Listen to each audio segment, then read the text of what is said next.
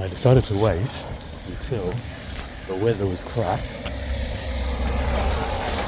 before I went for another run in Cornwall, so that I get used to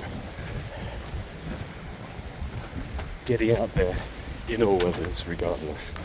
And so this was done absolutely on purpose.